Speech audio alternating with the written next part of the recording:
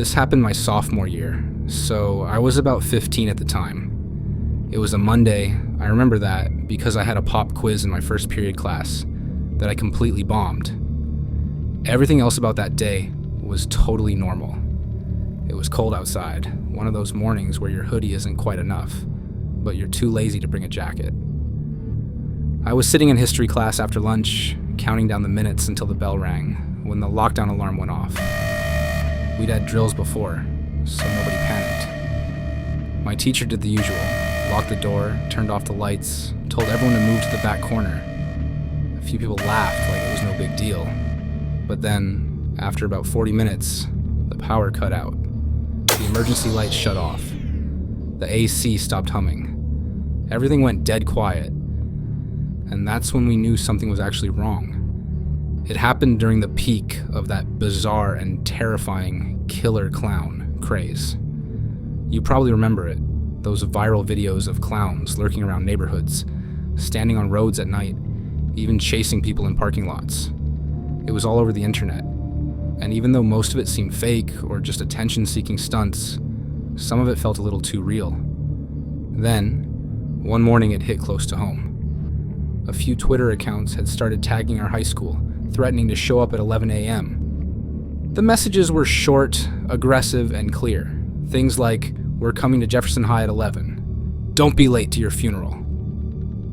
Most of us brushed it off at first. We'd seen prank accounts like this before. But that morning, around 8 a.m., our school sent out an email to all the students' parents, warning them about the threats, and informing them that the school would be placing the building in lockdown mode, starting at 10:30. It didn't really hit me until I got to school. There was a different energy in the hallways that morning. Teachers looked tense. A lot of kids didn't even show up. The front office was fully staffed. Security was posted at every entrance, and our principal made an announcement at the start of first period to stay calm and follow procedures. Still, I thought it was just overreaction. A hoax. Another internet scare that wouldn't go anywhere.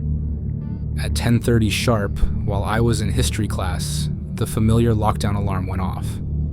A loud, blaring tone, followed by the automatic green emergency light pulsing above the door. My teacher immediately jumped into action, locking the door, shutting the blinds, and directing us to the far corner of the classroom. I wasn't scared yet. Lockdowns had always felt kind of exciting, like fire drills, but with a little more mystery. We'd had a couple before for practice or small threats, and they always ended up being nothing. We sat on the cold tile floor, backs against the wall, whispering and passing silent jokes back and forth. A few kids scrolled through their phones, but then the air conditioning cut out. The green emergency lights stopped flashing. The hallway lights shut off. The school had cut the power. Everything got really quiet. That was the moment it stopped feeling like a drill. My teacher's face went pale. She mouthed, "Stay silent," and held her finger to her lips. We sat in the darkness, barely moving, barely breathing. 10 minutes passed, then 15. Then, from far down the corridor, we heard a noise. Bang! Something hit a locker, then another bang, then a third, and then footsteps. Heavy, fast, chaotic. Someone was running down the hallway, pounding lockers as they went. Then a voice, guttural, furious, screamed, "I'll kill you all! Just die!" The voice wasn't on a speaker. It wasn't an echo. It was real. Someone was out there, just beyond the walls. The girl sitting next to me started crying softly. A few more followed. My teacher put a hand over her mouth, trying to stay composed. I remember pressing my forehead to my knees and whispering to myself, "It's not real. It's not real. It's a prank." Then there was pounding at our door, violent, desperate pounding. Someone was right outside. And then came the scream. That same voice, now clearer and more insane than before. And when I looked up, I saw him. Through the narrow window in the door, I saw a man in a clown mask, bright orange hair, white face paint, mouth twisted in a plastic, permanent grin. He had something in his hand, a kitchen knife. He slammed his hand against the glass, over and over. I couldn't breathe. One of my friends beside me started shaking and whispering, "We're all going to die. We're all going to die." I started crying too. After what felt like forever, the clown ran off. We could still hear him yelling, the sound echoing down the hallway until it faded. And then we waited for over 2 hours. There were no more alarms, no announcements, no lights, just silence and whispers and muffled sobbing. Then, around 1 p.m., the intercom finally crackled to life. Our principal came on, voice calm, but clearly shaken. He explained everything. 2 men had entered the school at 11:02 a.m., one carrying a knife, the other filming everything with a phone. They had run through the halls yelling threats, banging on doors, and trying to scare as many people as possible. The police had responded fast. They apprehended one of the suspects as he tried to run through the south entrance, but the other escaped. Somehow, he managed to slip away before the building was fully secured. No one was physically hurt. After that, the school organized 20 buses to take the younger kids home. Anyone 9th grade and older was told to leave in groups and to call police immediately if anything felt off. I walked home with 3 friends, constantly looking over our shoulders. I barely slept that week. Every creak in the house made me think someone was back. Every day at school, I kept expecting that second guy to return. This time with something worse. But he never did. At least not that we know of. The police never publicly identified him, never said if they were still looking. And the longer it went on, the more it felt like they weren't. In the weeks after, the school installed a bunch of new security features. Auto-locking doors, reinforced glass, on-campus officers. I guess it helped a little. But that feeling never fully went away. Because it doesn't matter how many drills you have or how many officers they stationed by the doors.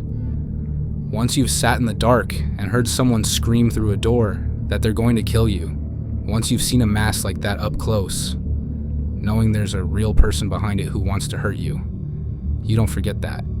It sticks with you forever.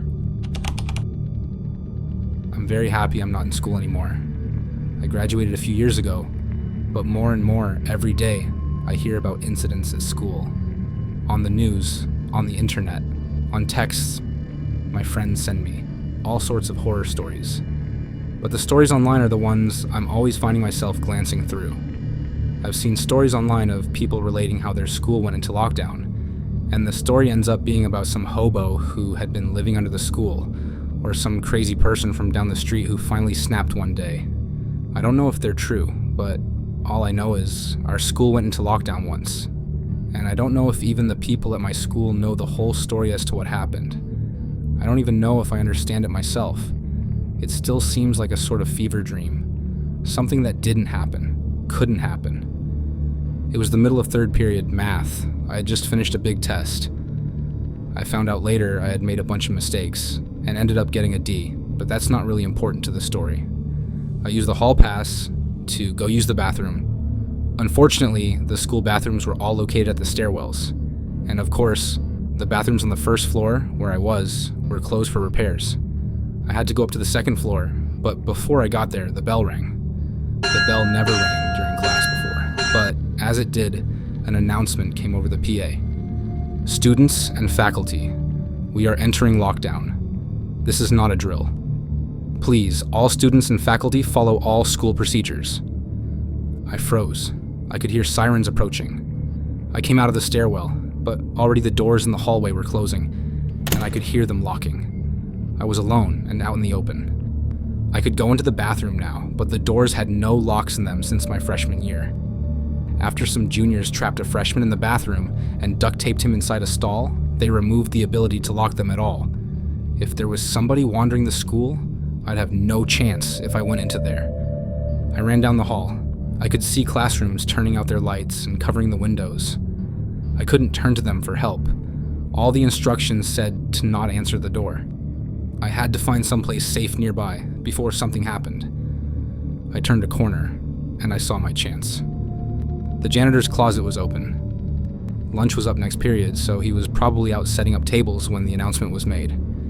He wasn't in there, and it could easily be locked from the inside, so I jumped in and shut off the light. The only light I saw was from the bottom of the door. I waited, and the sirens grew closer and eventually stopped. Time passed, and I wasn't sure if I was happy that I couldn't hear anything going on, or tense, because I had no idea what was happening. Then I heard footsteps. Lots of them. They stopped in the hallway. It must have been police. I could hear radios and other assorted noises. I didn't think it could be some sort of lone gunman or nutcase, so I listened. One guy in particular sounded like the one in charge. "Okay, are we in position?" Another guy answered. I didn't know what his rank was, but clearly he was not in charge of the first guy. "Yes, sir. We know the suspect is here in the building.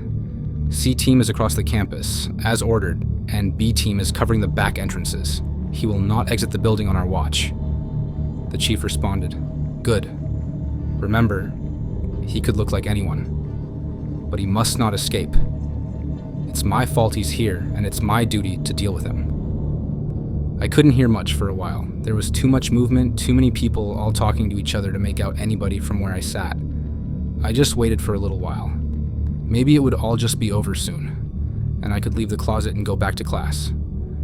Then, that's when it all happened. The chief yelled out, "Hold it! Put your hands in the air!" The commotion outside stopped abruptly. A moment later, clothes rustled loudly as what sounded like a large number of guns were drawn. "Lay down on the ground! Leave your hands where we can see them." It stayed quiet, except for a few of the guns cocking. I said down the ground. "Don't you dare try what I think you're going to do. You're not at the institute anymore."